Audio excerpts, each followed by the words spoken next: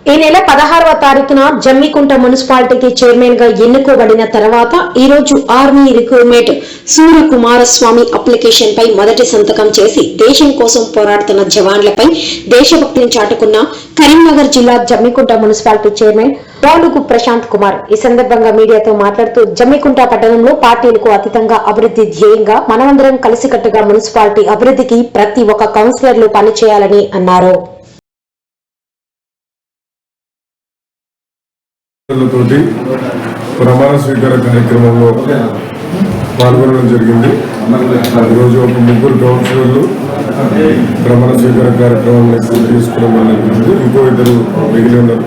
వారిని కూడా next council meeting వరకు కూడా రావచ్చు, లేకపోతే ఇంకా వాళ్ళు మళ్ళీ వచ్చింది వాళ్ళకి కూడా ప్రమాణ స్వీకార కార్యక్రమాన్ని పూర్తి చేయించడం జరుగుతుంది. ఏదేమైనప్పటికీ కూడా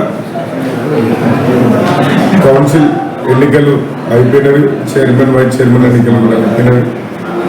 ఇంకా మనం ముందటున్న ప్రధానమైన సమస్యలు తీసుకుపెట్టుకొని కార్యక్రమాలతో ముందుకెళ్ళాలి తప్ప రాజకీయాలకు అతీతంగా అన్ని పార్టీలను కాంగ్రెస్, బీజేపీ, బీఆర్ఎస్ ముగ్గురు కూడా కలిసిమెలిసిగా కేంద్రం నుంచి ఎన్నికలు తీసుకొచ్చుకుందాం, రాష్ట్రం నుంచి ఎన్నికలు తీసుకొచ్చుకుందాం, స్థానికంగా మనకు రావాల్సిన రెవెన్యూ ఏంది, మనం ప్రజలకు ఖర్చు చేయాల్సింది ఏంది, అనేక సమస్యలు కూడా మున్సిపల్ ముందర ఉన్నాయి.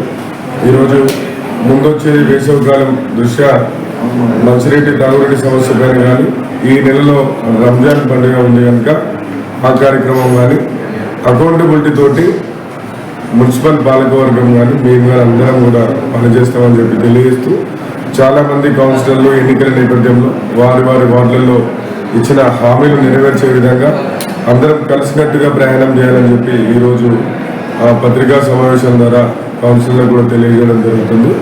రానున్న రోజులలో మీ అందరి సహకారంతో పట్టణ అభివృద్ధికి కృషి చేస్తామని చెప్పి తెలియజేస్తూ మరోసారి అవకాశం ఇచ్చిన పత్రికా సోదరులకు నా యొక్క నమస్కారం.